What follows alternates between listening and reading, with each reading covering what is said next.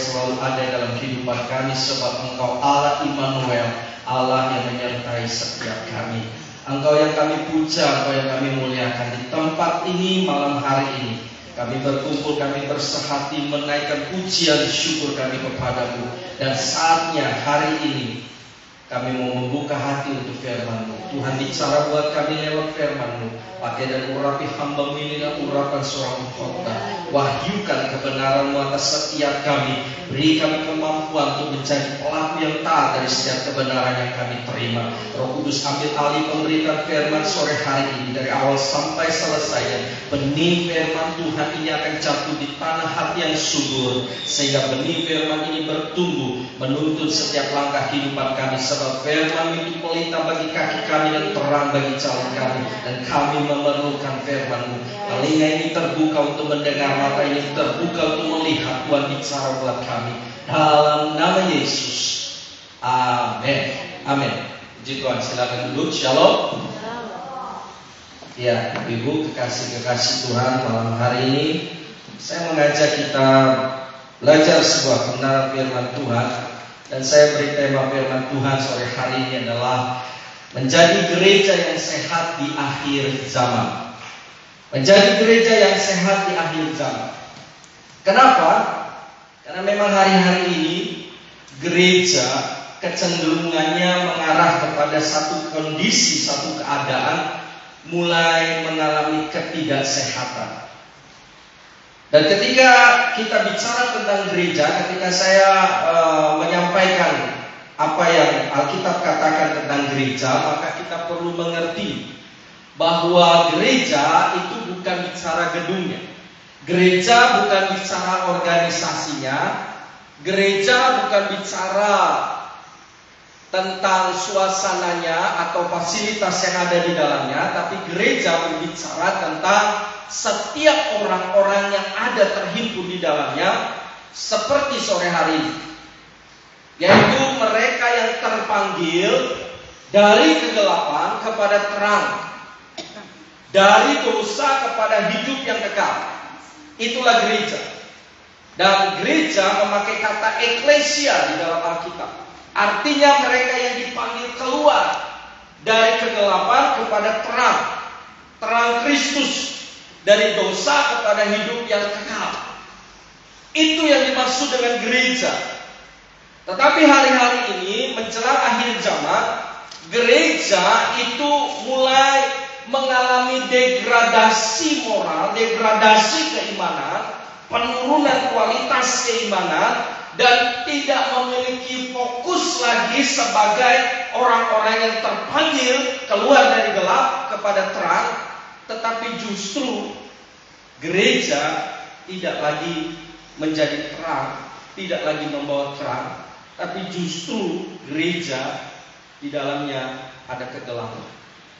Dan hari ini kita mau belajar firman Tuhan, jadi gereja yang sehat di akhir zaman. Mari kita lihat Alkitab kita, 1 Tesalonika 5 ayat yang ke-23. 1 Tesalonika 5 ayat yang ke-23. 1 Tesalonika 5 ayat yang ke-23 berkata begini: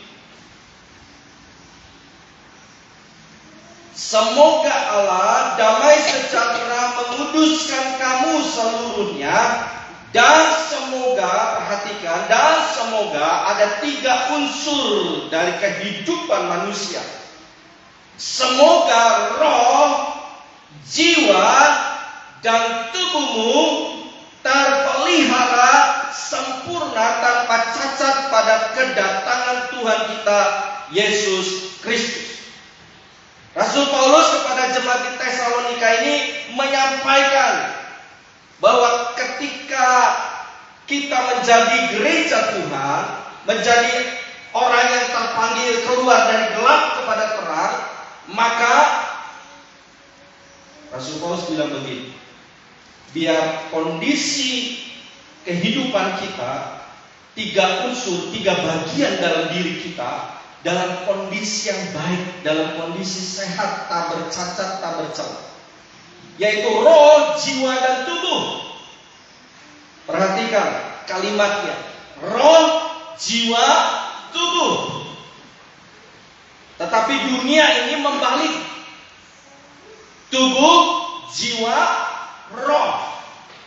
Alkitab ketika bicara tentang unsur dari kehidupan manusia, tidak dimulai dari tubuh, jiwa, dan roh.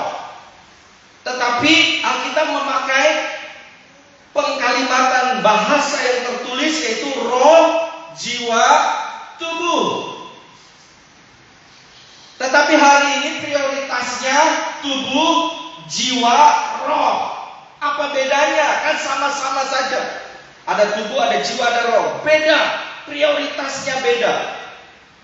Ketika seseorang memprioritaskan tubuh, kemudian jiwa dan roh, berarti prioritasnya adalah fisiknya dulu, penampilan lahirianya dulu, aksesoris,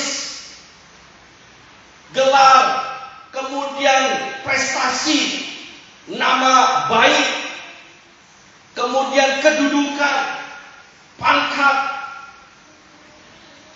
Bicara tubuh, bicara penampilan. Lalu kemudian jiwa. Jiwa itu bicara apa? Bicara perasaan, kesenangan, keinginan, kehendak, pikiran. Itu jiwa. Jadi mengejar hiburan, mengejar rekreasi, mengejar sesuatu yang bisa memuaskan jiwanya. Daripada aku stres, daripada aku terhimpit, daripada aku mengalami kesusahan, berlarut-larut dalam kehidupan, lebih baik aku cari kesenangan. Jiwa, salah nggak? Nggak salah. Tetapi kita harus belajar urutannya. Jadi kalimat di dalam Alkitab 1 Tesalonika 5 ayat 23 ketika bicara tentang roh, jiwa, dan tubuh itu nggak asal main tulis seperti itu, ada maksud. Jadi ketika kita sebagai gereja, yang harus diperhatikan adalah kebutuhan roh yang utama. Bukan berarti kebutuhan tubuh nggak penting. Kita perlu makan, kita perlu energi. Setuju Bu ya? Tanpa makan, tanpa energi kita nggak bisa hadir sore hari ini. Saya tidak bisa berdiri melayani sekarang kalau saya tidak memperhatikan kondisi tubuh saya, fisik saya, kesehatan saya. Kita butuh, betul. Tetapi Alkitab bicara lebih dari kebutuhan tubuh, ada kebutuhan yang prioritas, roh. Nah, kebutuhan roh ini seringkali terabaikan. Manusia lebih senang mencari kebutuhan tubuh, jiwa. Urusan roh, urusan yang belakang. Padahal kita bicara supaya kamu terpelihara dan dalam kondisi yang sehat, dalam keadaan roh, jiwa, tubuh, tak bercacat sampai pada kedatangan Tuhan yang kedua kali. Nah, ini penting. Kenapa? Hari-hari ini kalau kita bicara tentang kondisi, keadaan, realitas, maka ada sebuah pertarungan. Ada sebuah pertarungan di alam roh yang ingin merebut kehidupan manusia, yang ingin memiliki kehidupan umat manusia.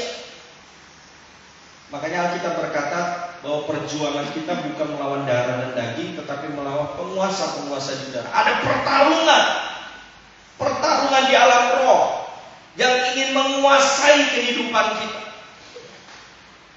Dan kita sebagai gereja menjadi sasaran daripada kuasa kegelapan. Dan kalau kita bicara tentang kondisi hari-hari ini, memprihatinkan sebetulnya. 2 minggu yang lalu saya menyampaikan di sini tentang teknologi AI, Artificial Intelligence, kecerdasan buatan. Bagaimana yang ditayangkan kan filmnya, bagaimana robot melawan manusia, KO manusia. Ya, tenis meja kalah. Kemudian dalam dunia militer, robot diputar-putar, dihajar habis-habisan, tapi ketika kembali nembak masih tepat sasaran. Coba seorang tentara diputar-putar, hajar kepalanya, tembaknya udah mensela-mensele, nggak bisa tepat sasaran. Tapi robot bisa tepat, cus. Bayangkan kalau itu dipakai dalam kondisi peperangan yang terjun bukan lagi tentara fisik manusia, tapi robot. Mengerikan. Ya, AI, kecerdasan buatan. Teknologi memang berkembang. Itu nubuatan Alkitab. Pengetahuan semakin bertambah. Itu nubuatan Alkitab. Nubuatan Alkitab pasti tergenap. Satu persatu pasti tergenap. Dan bukan hanya di bidang teknologi, tapi ada persoalan yang serius yang ingin menjadikan gereja tidak lagi sehat, tetapi penyakitan. Gereja mengalami sakit, bukan lagi kondisinya sehat. Dengan berkembangnya teknologi, sebetulnya ada satu sisi positif. Injil diberitakan semakin mudah. Injil diberitakan semakin mudah. Ya kan? Semakin mudah. Tetapi ada sisi kelemahan yang terjadi dengan adanya medsos. Banyak bermunculan para pengkhotbah, banyak bermunculan para pengajar-pengajar yang kalau kita tidak memiliki sebuah daya tahan hidup kerohanian yang sehat, repot kita. Dengar khotbah-khotbah hari-hari ini, banyak khotbah-khotbahnya yang mulai dipertanyakan, tanda tanya. Tidak semua memang, tetapi ada beberapa yang muncul. Dan itu intens sekali. Konten-kontennya banyak di media sosial. Dan itu sebuah keprihatinannya yaitu isi khotbah-khotbah yang disampaikan ini bukan justru membawa kedamaian, tetapi justru membawa polemik, membawa perdebatan, sehingga akhirnya satu dengan yang lain saling serang. Itu yang sedang terjadi. Mungkin ibu-ibu ada yang juga mengikuti, tapi ada juga yang tidak. Tapi realitas ini tidak bisa kita cegah. Ini terjadi. Dan Tuhan Yesus mengatakan bahwa penyesatan itu harus ada. Yesus sendiri yang mengatakan tidak mungkin tidak ada penyesatan. Penyesatan itu pasti ada. Nah, kalau Tuhan Yesus saja yang sudah bicara, siapa yang bisa membantah? Seorang rasul bisa bantah? Nggak bisa. Seorang pendeta apalagi? Ketua sinode nggak bisa. Majelis nggak bisa. Siapa yang bisa? Kalau Yesus mengatakan tidak mungkin tidak ada penyesatan, di akhir zaman ini akan muncul penyesatan. Dan yang lebih repot, yang dipakai sama-sama Alkitab. Nah, susah nggak kalau sama-sama pakainya Alkitab? Kalau yang dipakai beda, gampang untuk kita melawan, untuk kita menolak, gampang. Tapi sama-sama yang dipakai Alkitab. Memang sejak puluhan tahun juga sudah muncul yang namanya saksi Yehova itu pakai Alkitab. Bukan pakai kitab lain, pakai Alkitab. Ada yang pernah didatangi saksi Yehova? Saya pernah didatangi. Pakai Alkitab. Tapi, nah ada tapi. Mereka pakai Alkitab, tapi setelah ngobrol tentang Alkitab, mulai mereka buka promosinya. Dari Alkitab yang dipakai secara umum, mereka keluarkan Alkitab khusus. Alkitab khusus. Jadi Alkitabnya khusus. Ya, saya nggak tahu khususnya seperti apa ya, karena saya nggak punya uang waktu itu untuk beli. Kadang nggak dikasih gratis. Kalau dikasih gratis nanti saya punya. Ya, karena harus dibeli katanya, ganti ongkos cetaknya. Saya nggak punya uang waktu itu. Alkitabnya khusus. Dan salah satunya, saksi Yehova ini mengatakan bahwa Yesus itu bukan Tuhan. Yesus ini juga menjadi penguasa sorga, diangkatnya tahun 325 pada waktu konsili Nisea. Bayangkan. Jadi Yesus diangkat melalui musyawarah konsili, musyawarah bapak-bapak gereja. Diputuskan, oke, Yesus jadi Raja Sorga. Nah, konsili Nisea itu bukan merumuskan supaya Yesus jadi Raja Sorga. Sejarahnya mereka nggak pahami. Mereka hanya comot saja konsili Nisea. Sehingga kepercayaan agama lain pun mengatakan bahwa ya orang Kristen itu mentuhankan Yesus ya karena konsili Nisea itu. Mereka nggak pernah ikuti sejarahnya. Kenapa ada konsili Nisea? Dilihatnya konsili Niseanya doang. Tapi kenapa ada konsili itu? Pada waktu itu ada peristiwa apa?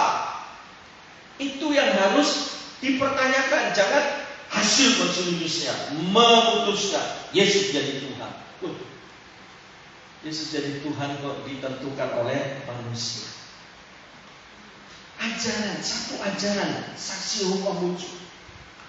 Tapi hari-hari ini bukan hanya saksi Yehova, memakai Alkitab. Aduh, ngeri. Ngeri. Judul-judul khotbah di media sosial itu mengerikan. Contoh, Tuhan menciptakan Tuhan. Buat yang spektakuler kalau di YouTube supaya apa? Subscribernya banyak. Subscribe, like, and share. Kalau sudah gitu, duitnya ngumpul. Ya kan? Kan gitu, semakin banyak subscriber, itu dapat uang dari YouTube banyak. Dan dibikinlah judul-judul yang menghebohkan. Tuhan menciptakan Tuhan. Coba. Kan bikin otak yang melihat itu mulai berpikir, wah, menarik ini. Apa yang mau disampaikan kan? Tuhan menciptakan Tuhan. Mau nggak mau kan? Dari judulnya aja kan menggugah selera gitu. Itu yang dibuat. Dan yang paling juga memprihatinkan adalah dari banyak konten-konten khotbah-khotbah yang disampaikan, ada juga yang mengkritisi khotbah pendeta-pendeta. Jadi khotbah bukan menyampaikan firman Tuhan, tapi menyampaikan kritikan khotbah si pendeta A, si pendeta B, si pendeta C. Dikritik, dikomentari. Bayangkan konten YouTube-nya seperti ini. Dan saya cek bukan satu, bukan dua, banyak. Dan bukan hanya pendeta lagi yang dikomentari. Ya, pemimpin agama lain dikomentari. Buat apa? Buat apa mengomentari khotbah-khotbah dari kepercayaan lain? Udah gak nyambung. Iya kan? Pegangannya juga udah gak sama. Ngapain dikomentari? Cek orang Sunda mah nengan piributan. Ya, mencari keributan, mencari pertengkaran. Itu yang sedang terjadi. Belum lagi ada sebuah kabar, ada sebuah masukan yang pernah saya dengar, dan bukan sekali dua kali. Gereja mulai bersaing dalam persaingan-persaingan yang tidak sehat. Padahal gereja itu buat apa sih bersaing? Kok gereja bersaing itu? Apakah gereja ini jadi perusahaan? Secara pribadi kalau saya amati kecenderungan hari-hari ini, gereja itu bisa jadi sebuah perusahaan. Jadi seperti dinasti. Turun, kakeknya turun ke bapak, bapak turun ke anak, turun ke cucu. Berlomba-lomba Kenapa itu bisa terjadi? Salah nggak? Nggak salah, nggak salah. Kalau memang semua panggilan Tuhan nggak salah. Tetapi menjadi salah kalau ini menjadi tren, dan kalau generasi penerusnya tidak terpanggil, itu bahaya. Karena gereja akan menjadi sebuah perusahaan milik pribadi dan bukan milik Tuhan.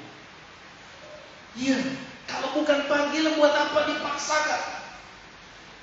Kalau saya pikir-pikir kenapa ya? Oh, ternyata mungkin salah satu alasan terbesarnya adalah bicara aset. Wah, udah repot kalau bicara aset. Karena aset persembahannya sudah banyak, jemaatnya banyak, ya pemasukannya besar. Kalau ini sampai jatuh ke tangan orang lain, wah, ini sangat disayang. Jadi dipertahankanlah, ada di dalam lingkaran kecil. Tidak boleh lepas dari dinasti. Kalau sudah seperti ini gereja mesra. Ya. Dan ini yang sedang terjadi, kita nggak bisa menyangkal ada. Tidak semua, tapi ada. Dan yang paling menyedihkan itu gereja-gereja yang tanda kutip besar menindas gereja-gereja kecil. Dapat informasi masukan bagaimana di satu daerah sudah ada gereja, datang gereja lebih besar, diobrak-abrik lagi, obok-obok gereja kecil ini. Ini kasihan. Kalau belajar firman Tuhan, mencontoh keteladanan pelayanan Rasul Paulus, Paulus berkata, aku tidak akan menanam di tempat di mana sudah dipatok. Aku tidak akan membuka sesuatu pelayanan pekerjaan Tuhan di tempat di mana sudah dipatok oleh pelayan-pelayan yang sudah ada. Tapi hari ini tidak, dihajar habis. Karena besar mereka punya sumber daya, dihajar. Kasihan gereja-gereja kecil, kasihan. Mulailah hamba-hamba Tuhan dari gereja-gereja kecil ini mulai mengalami satu perasaan gundah, akhirnya kecewa, pahit hati. Dan jangan salahkan pelayan-pelayan Tuhan yang seperti ini akhirnya lari dan tidak lagi mau jadi pendeta karena dihancurkan oleh gereja itu sendiri. Jangan yang seperti itu. Nah, ini yang sedang terjadi. Kita nggak bisa tutup mata, ada yang model begini tuh ada. Mungkin di Pamanukan tidak terlalu, gemanya tidak terlalu besar seperti di kota-kota. Tapi kalau di kota-kota persaingannya ini seperti itu. Bagaimana mau sehat loh, jiwa dan tubuhnya dihancurkan, jiwanya disakiti, rohnya disakiti. Dan akhirnya tidak sedikit yang tadinya mereka hamba-hamba Tuhan, pendeta-pendetanya keluar dan menjadi pahit hati. Bukankah Tuhan Yesus berkata begitu? Banyak tuayan banyak, tapi pekerja sedikit. Mintalah kepada yang mempunyai tuayan supaya dikirim pekerja-pekerja. Tapi jahatnya gereja-gereja yang hari-hari ini mempraktekkan satu tindakan di mana pekerja-pekerja yang sudah ada dihajar habis-habis. Sikat, singkirkan. Kamu tidak sepakat dengan aku, tidak sepaham dengan aku, singkirkan. Itu terjadi. Dan banyak yang akhirnya tadinya memiliki api yang menyala-nyala, api roh yang menyala-nyala, redup padam. Kenapa? Karena dihajar. Gereja satu dengan yang lain. Bukan hanya beda sinode, sesama sinode juga kadang saling serang. Ada gereja yang muncul dengan kekuatan yang besar karena punya sumber dana. Sampai di satu kota tertentu Akhirnya diobrak-abriklah satu gereja yang kecil ini. Dibawalah orang-orang yang punya potensi di gereja itu, dipindah. Ini sedang terjadi, ini gak sehat. Kita mau jadi gereja yang sehat aja. Saya berusaha, mari jemaat di tempat ini jangan punya cara memindahkan jiwa. Kalau mau cari jiwa, jangan model memindah. Kalau ada orang yang sudah berjemaat, jangan diiming-imingi untuk pindah. Kecuali ya kalau mereka datang sendiri, kan itu bukan dari kita. Tapi jangan kita yang memindah, karena itu bukan ajaran Alkitab. Tidak sesuai lagi dengan visi GBI. Visi GBI menuntaskan amanat agung, bukan memindahkan jemaat dari gereja yang satu ke gereja yang lain. Itu nggak sehat. Diiming-imingi, kamu di situ dibayar berapa? Katakanlah kalau kamu dibayar 100.000, oke. Kalau kamu ikut saya bayar kamu 200.000. Wow. Kalau otak bisnis, otak dagang, otak transaksi, makanya perhatikan, jadi pengikut Yesus jangan otak transaksi, transaksional. Tuhan, saya setia. Kalau saya setia, saya mau dapat apa? Kalau saya nggak dapat apa-apa, saya nggak mau setia. Itu transaksi. Hubungan dengan Tuhan jangan transaksi. Hubungan dengan Tuhan itu harus relasi. Amin. Relasi, bukan transaksi. Kalau saya nggak dapat untung, ngapain saya setia? Kalau saya nggak dapat, ngapain? Lalu ada yang menawarkan hal yang seperti itu. Kalau otaknya otak transaksional, otaknya otak bisnis, ya pasti pilih yang gede. Betul? Pasti. Saya di sini 100, ditawarin 200. Wah, bodoh kalau saya nggak terima yang 200. Saya terima yang 200, apalagi kebutuhan hidup hari ini semakin sulit. Kebutuhan hidup semakin sulit. Cik atuh mikir. Coba pikir realistis. Hidup semakin sulit. Makanan serba mahal. Beras kan sekarang mahal, Bu ya. Iya. Coba. Jadi seolah-olah sepertinya Tuhan tidak sanggup untuk meminta tingkat-tingkat dengan. Bukankah kita mengajar, jika kamu setia dalam perkara kecil, aku berikan perkara besar. Cuma masalahnya kita nggak mau tahan, nggak bisa tahan. Kita pengen cara kita sendiri. Kalau kita ngotot dengan cara kita sendiri, saya pernah sampaikan kan sebuah ilustrasi. Ibu-ibu tahu kan ada Indomie mie goreng, ya, Indomie mie goreng. Cara masak Indomie mie goreng dengan cara apa? Direbus. Oh, direbus. Kan mie goreng. Jangan harus direbus. Halo? Kan mie goreng. Kok bukan digoreng? Kenapa direbus? Karena aturannya direbus. Pertanyaan saya, bisa nggak digoreng langsung? Bisa. Coba ibu praktekkan nanti pulang. Bisa nggak? Bisa. Mau setengah matang, mau kering, mau agak gosong, bisa. Cuma nanti rasanya. Nah, udah ada yang bisa jawab kan, rasanya aneh gitu ya. Nggak enak ya. Yang memang enak kamu gak ikutin aturan. Tapi kan ini digoreng, kenapa direbus? Yang memang aturannya harus direbus dulu. Apapun prosesnya, yang penting hasilnya. Amin. Nah, persoalannya kan sekarang kita gak mau seperti itu.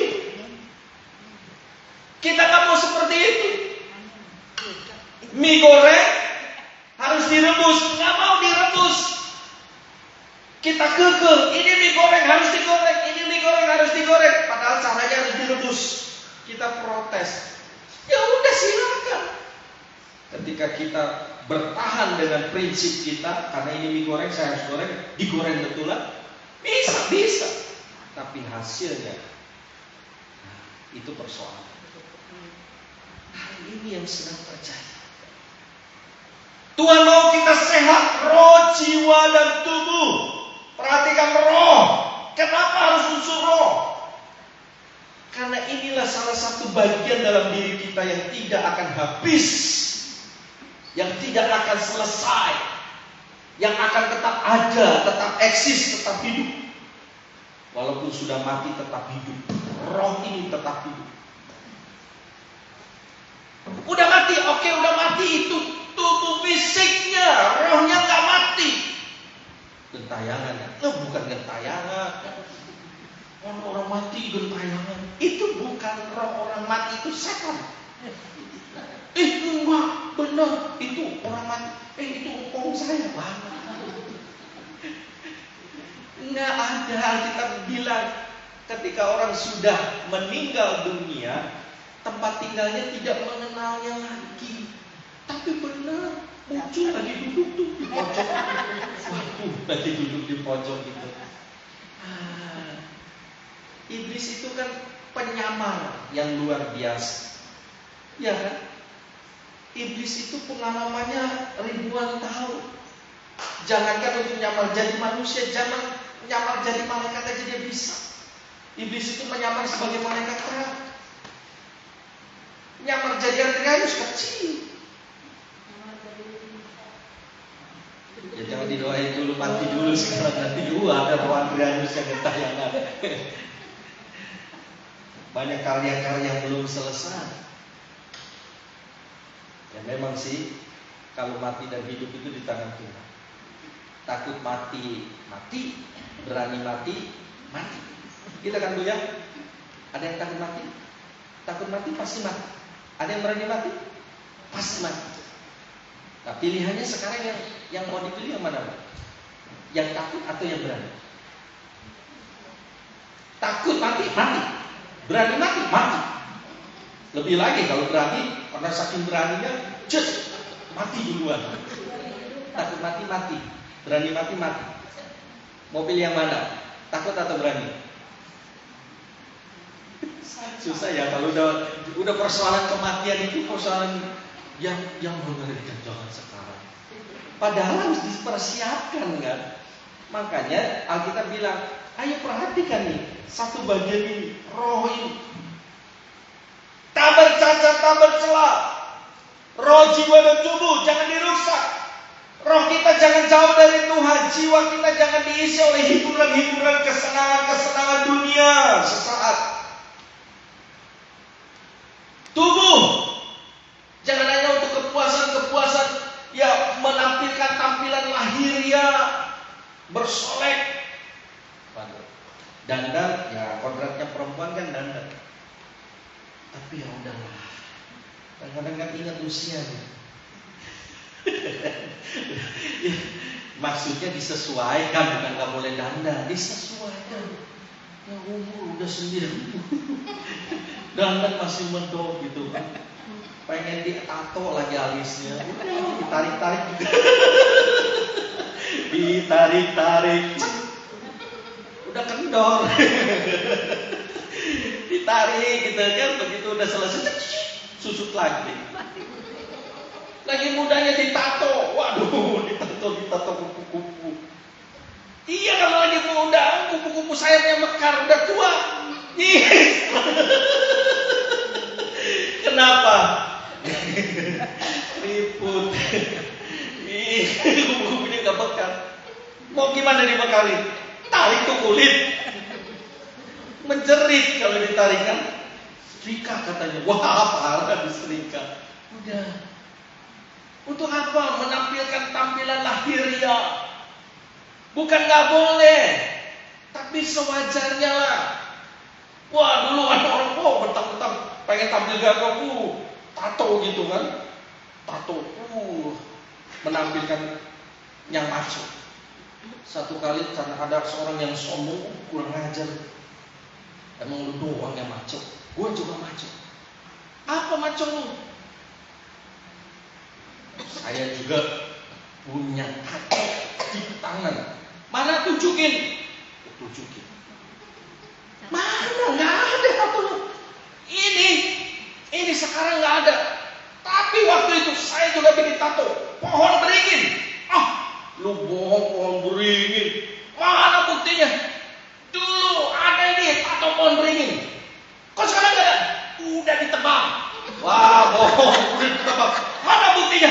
Kamu mau tahu buktinya? Ini udah ditebang. Tinggal akarnya. Tinggal akarnya. Aduh. Ini manusia apa sih yang mau disombongkan? Tato aja, baru pohon beringin. Iya kan? Pohon beringin udah nggak ada, katanya udah ditebang, tinggal akarnya.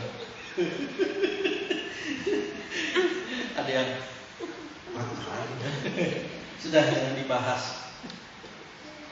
Roh, jiwa, tubuh. Perhatikan. Dalam kondisi yang baik. Lalu kemudian gereja digoncangkan dengan pengajaran yang banyak sekarang. Aduh. Kadang-kadang ya, ada satu sisi kita menekankan harus ikutin aturan bahasa asing. Nggak masalah kalau kita bisa. Bukan persoalan sesat atau tidak sesat. Kalau mau dipakai silahkan. Tapi jangan dipaksakan ke semua kan. Gitu kan. Memang Alkitab memakai bahasa aslinya begitu. Tapi bukan berarti harus seperti itu. Karena perintah Tuhan itu mengajarkan kepada kita esensinya, nilainya, isinya itu bukan penekanan kepada ucapannya saja, tapi sikap hatinya seperti apa. Orang pengen mengucapkan tapi sikap hatimu nggak beres. Coba lihat Matius.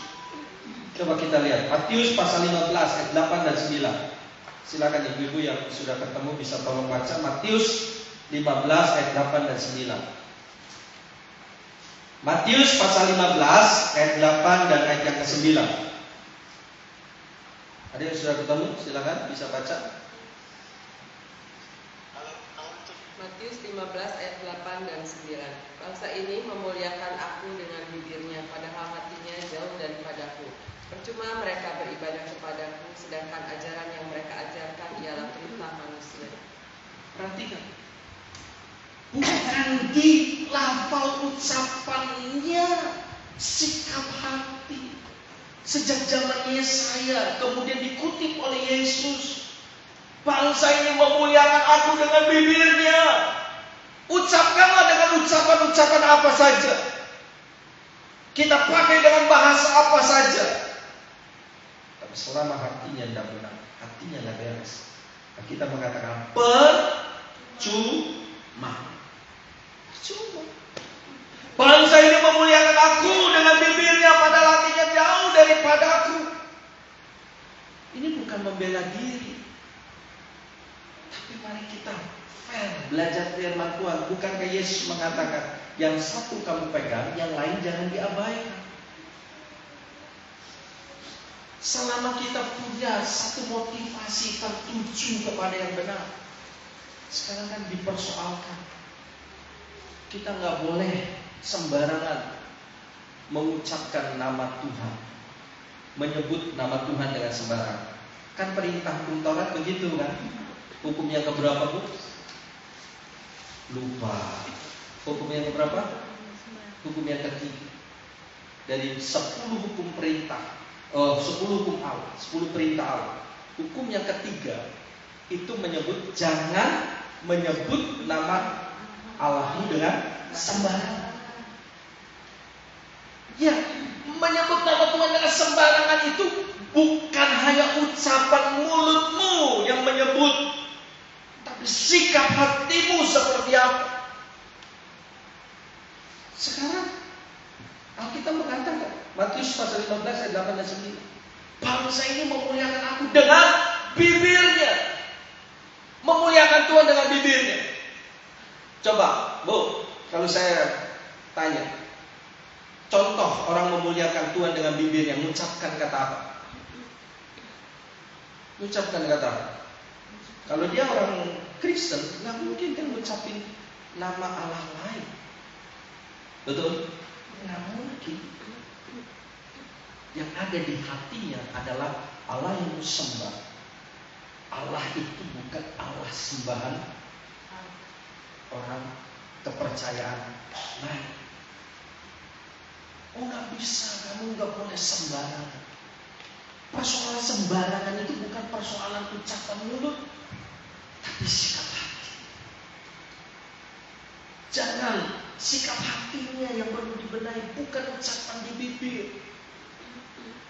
Sebab ucapan di bibir, kalaupun ucapan di bibir, oke lah katakanlah. Ini ibu masih bingung dengan apa yang saya katakan. Ada yang masih bingung? Ini sebenarnya khotbah ngomongin apa sih? Ya,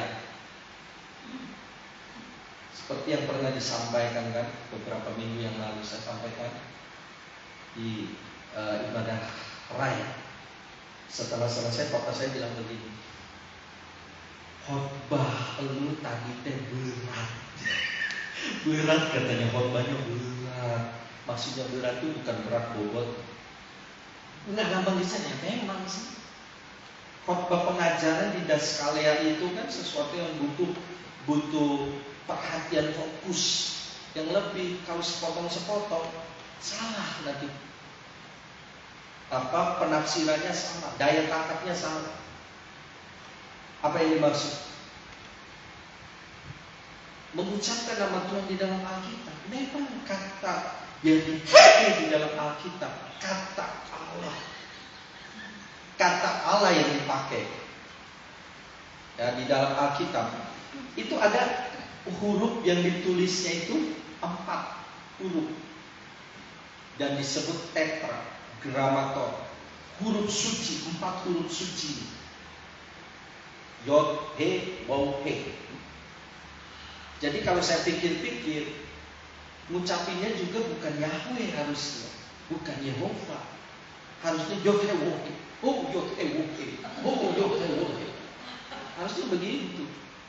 Tapi kenapa kok ada huruf hidup, huruf vokal? Kan konsonan semua ini kan, Y, H, W, H. Tapi YHWH pun gak bisa disebut YHWH. Kalau YHWH berarti ada huruf vokalnya kan, jelas kan? Harusnya kalau huruf konsonannya gitu harusnya. Kenapa? Gak boleh ada vokal kan? Y itu berarti ada huruf Y dan E, Y gitu kan? Kalau huruf vokalnya itu. Coba bayangkan. Kalau 4 huruf ini justru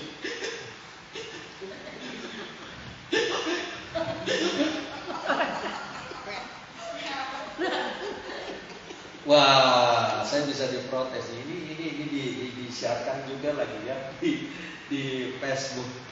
Enggak, saya bukan mau merendahkan. Tapi kalau kita mau belajar fair, kan 4 huruf ini konsonan semua, nggak ada huruf vokal. Jadi supaya gampang diucapkan, kasih huruf vokal. Jadi Yahweh, jadi Yehova, ada huruf vokal yang masuk.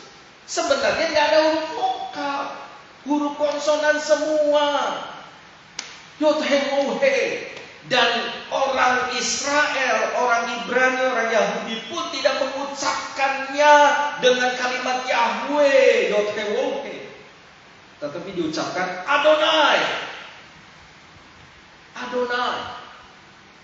Enggak diucapkan Yahweh, Adonai, Elohim. Itu, kata itu yang sering diucapkan. Tapi kenapa sekarang masuk di Indonesia, masuk di negara lain, Yahweh, Yahweh. Ya, ditambah lagi kan, Bapak Yahweh. Nah, ini bukan merendahkan, tapi saya mau mengajak jadi gereja yang sehat. Bukan mau merendahkan. Kita tidak boleh saling merendahkan. Jangan saling menyerang. Identitas kita sama kok. Alkitab yang kita pegang. Betul? Selama Alkitab yang kita pegang, selama satu nafas iman kita, sudah, kenapa harus saling salah? Kenapa harus saling menyesatkan satu dengan yang lain? Musuh kita bukan darah dan daging. Bangsa ini memuliakan aku dengan bibirnya, tapi hatinya jauh, percuma. Kita mengucapkan dengan ucapan kalimat apa saja selama hati kita nggak beres, percuma. Saya Andrianus di Indonesia, orang menyebut nama nama saya Andrianus. Ketika saya ke luar negeri, orang tidak mengucapkan Andrianus, Andrew. Wede, keren kan? Ya, Andrew. Hai Andrew. Aduh, hai Mus. Aduh, jangan kata belakangnya gitu kan. Jangan 3 huruf. Jangan 4 huruf di belakang. Repot kalau 4 huruf di belakang. Ya. Andrew. Yakobus.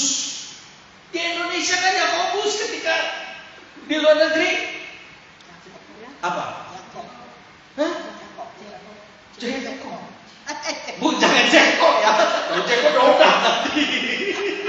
Bukan Jeko bu. Jeko. Yang di Facebook ada yang mulai ketawa lagi. Jeko bukan Jeko, Jacob. James. Iya kan? James. Yohanes. Jadi John. Coba. Yohanes jadi John begitu kan? John.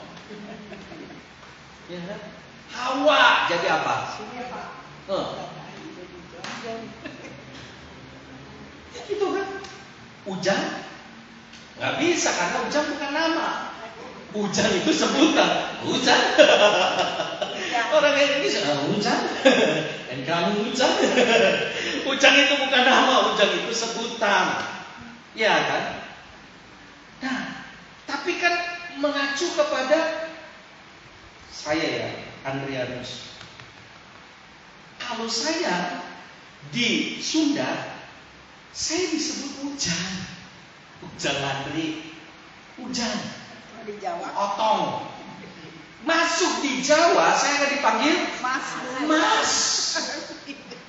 Tapi pribadinya tetap Andrianus ya. Saya ke Sumatera. Abang atau Lai. Saya masuk ke Indonesia bagian timur. Ale. Ale punya nama siapa? Gitu kan? Ale. Jangan ale-ale. Aduh. Ini netizen Indonesia paling pinter ya. Ale. Atau kalau di Irian saya jadi Pace. Pace. Ale.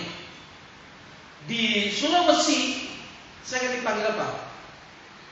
Apa di Sulawesi itu? Daeng. Daeng. Dipanggil Daeng. Di Sulawesi saya jadi Daeng, di Sunda saya jadi Ujang, di Jawa saya jadi Mas. Ya kan? Di Sumatera saya jadi Lai. Di Papua saya jadi Pace. Aduh, yang betul yang mana? Tetap pribadinya sama. Andrianus.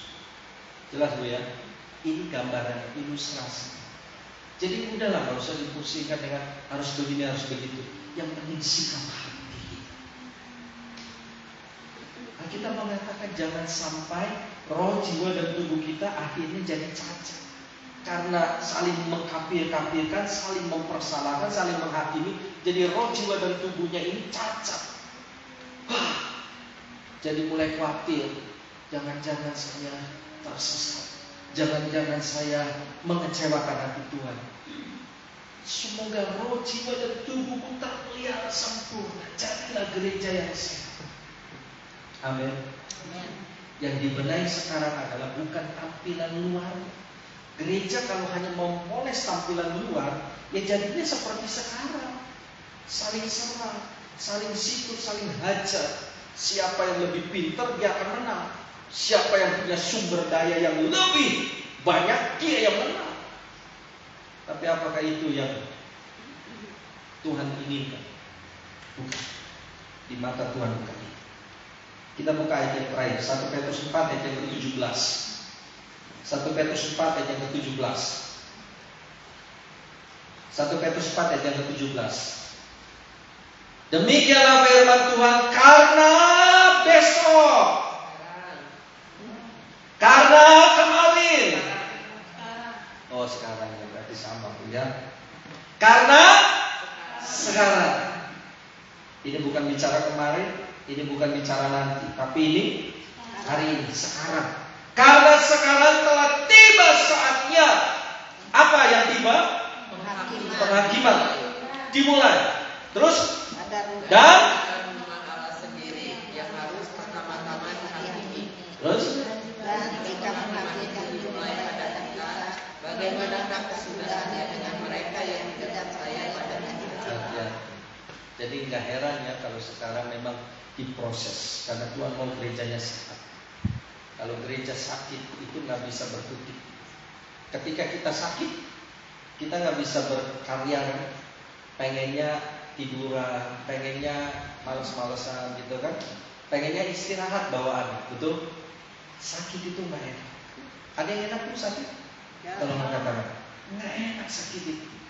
Tapi kalau sehat kita bisa berkarya, kita bisa produktif.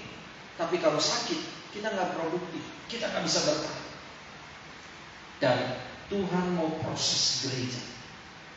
Dan penghakiman itu dimulai bukan dari luar. Tuhan memulainya dari mana? Rumah Allah, gereja.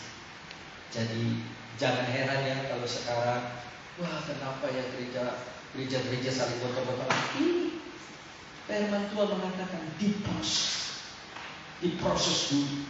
Penghakiman harus dimulai. Jadi Tuhan menampik mana yang sekam, mana yang ilalang, mana yang ganggu. Jadi akan disaring, akan ketahuan dari proses seperti ini. Mana yang murni, mana yang hanya ingin cari sensasi, ingin cari popularitas, ingin cari nama besar. Mana yang betul-betul mau memuliakan Tuhan dan mana yang tidak. Diproses.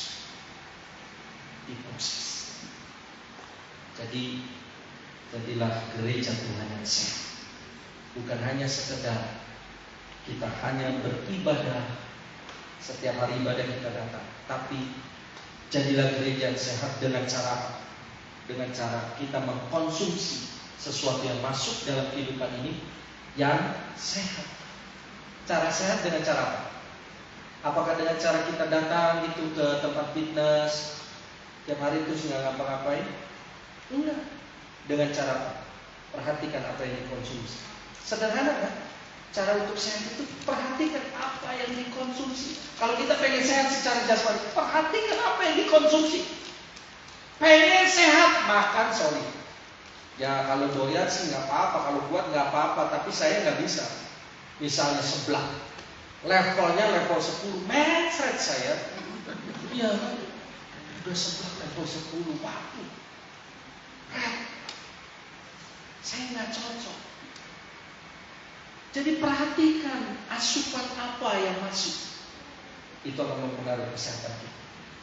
Nah ini gambarannya. Kalau secara fisik saja kita harus memperhatikan asupan supaya tubuh kita sehat. Perhatikan apa yang masuk di dalam kehidupan rohani kita. Amin.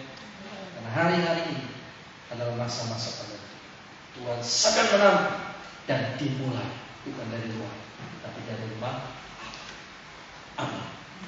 Mari kita berdoa. Kami sudah menerima firman Tuhan. Apa yang sudah kami terima, yang kami pelajari, bimbing kami untuk menjalaninya dengan sikap hati yang benar, memuliakan Tuhan. Jadikan kami gereja yang sehat dan gereja yang memuliakan nama Tuhan, yang melakukan kehendak Tuhan. Hidup kami terpelihara, roh, jiwa, dan tubuh kami terpelihara dalam keadaan dan kondisi tanpa cacat, tanpa kerut sampai kedatangan Yesus kali yang kedua. Di dalam nama Yesus, bimbing kami Roh Kudus. Kami mengucap syukur untuk kebenaran ini. Kami berdoa dalam nama Yesus. Amin. Amin. Saya serahkan pada yang bertugas.